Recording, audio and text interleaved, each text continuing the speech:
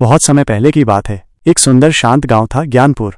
वहां एक युवक रहता था, नाम था आरव। बचपन से ही आरव बहुत बुद्धिमान था।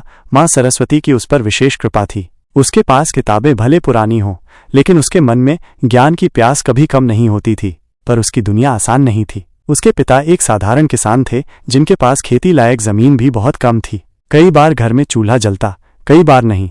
आरव की मां अक्सर अपने आंचल से उसकी भूख पोंछा करती और कहती, बेटा तू पढ़ ले, तेरे ज्ञान से ही हमारा अंधेरा मिटेगा। एक दिन गांव में एक बड़ा धनिक व्यक्ति आया, सेठ हरिदत्त, जो लक्ष्मी का परम भक्त था। वो मंदिर बनवाता, दान करता, पर घमंड भी बहुत करता। वो आरव से मिला और कहा, तू बहुत ज्ञानी है, लेकिन मेरे पास धन है। अगर तू मेरे लिए काम करेगा तो तुझे जीवन भर की सुविधा दूंगा। पढ़ना छोड़, मेरे साथ व्यापार सीख।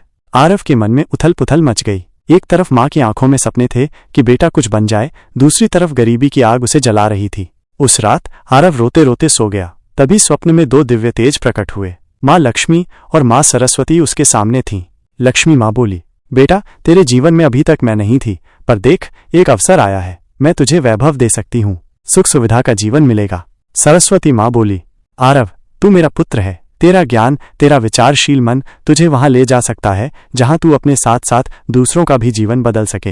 ये राह कठिन है पर सच्ची है। आरव घबरा गया, बोला, मां मैं क्या करूं? मेरा परिवार भूखा है, लेकिन मेरा मन भी ज्ञान से दूर नहीं जाना चाहता। तब मां लक्ष्मी ने मुस्कुराकर कहा, सच पूछो तो मैं सरस्वती से दूर नहीं रह सकती। जब कोई विद्या के साथ धैर्य रखता है तो मैं स्वतः उसके जीवन में आती हूँ। मैं परीक्षा ले रही थी बेटा। और फिर दोनों देवियों ने आशीर्वाद दिया, जाओ सच्चे रास्ते पर चलो, तुम्हारा धैर्य ही तुम्हारा भविष्य बदलेगा। स्वप्न टूटा। आंखों में आंसू थे, लेकिन मन दृढ़ हो गया था। आरव ने सेठ का प्रस्ताव ठुकराया, पढ़ाई जारी रखी, दिन रात एक कर दिए। वर्षों बाद वही आरव एक बड़ा वैज्ञानिक बना। देश विदेश से सम्मान मिला और फिर वो अपने गांव लौटा।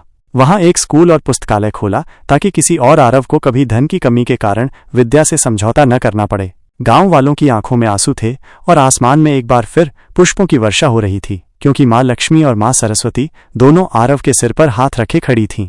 धन और विद्या में से कोई भी श्रेष्ठ नहीं, दोनों की संगति ही जीवन को पूर्ण बनाती है। लेकिन यदि पहले ज्ञान का दीप जलाया जाए तो लक्ष्मी की ज्योति स्वयं मार्ग पर बिछ जाती है। जय सरस्वती मां, जय लक्ष्मी मां।